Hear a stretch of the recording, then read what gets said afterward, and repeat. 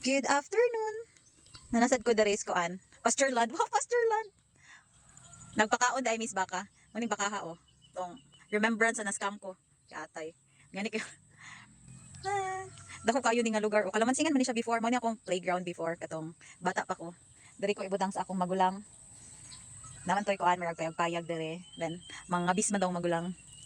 So, ramong layuan naman ni siya. Oh. So kuha din ni siya vacant lot and I don't know kung kinsay tagian ni.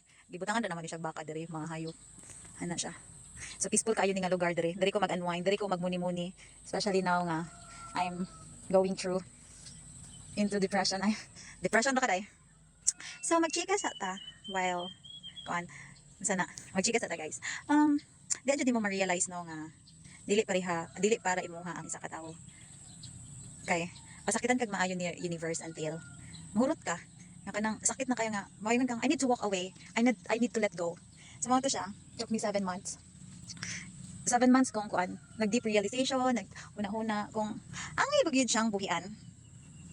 Kay, kanang, sulod anang 7 ka bulan, nag-hope ka, nga, ma-change pa. Pero, nakarealize ko nga, dili gid ka makapausog sa isa ka tawo, kundi, kung ganahan siya mag-usog gid siya. So, ana nga, kuan, nagkako na ba siya, nagka-worse ng sitwasyon, kanang murag, same cycle na, sige na more on, magsige na kag-overthink, wala na kay peace of mind. So, just kuan, recently, bago lang jud, pa-decide na siya po, okay, this is the time, nga magbiyaan ako. Biyaan na ako ang relasyon nga, giampingan ako, nga gitreasure na ako, sulod sa unong katuig.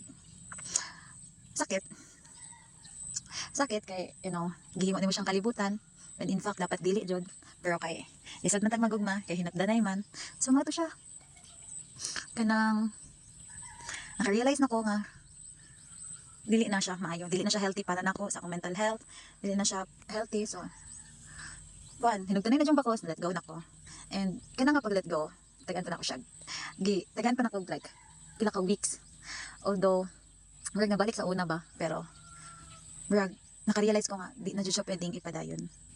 Kay murag ko ano siya, ana ra gid siya, di na jud siyang tuldukan sa mao to.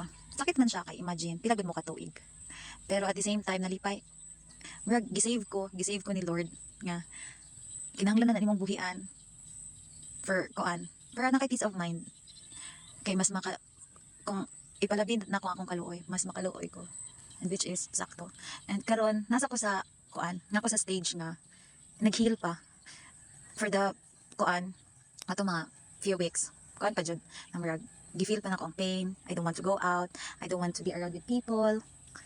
So mao to until realize ko nga naman ko magpa-apekto, daghan man mas worthy, daghan mang mas deserving. So mao to, I get back on my feet and slowly nang naanuhan ako, slowly nang nadawat na ako na wala na dyan, dito siya taman.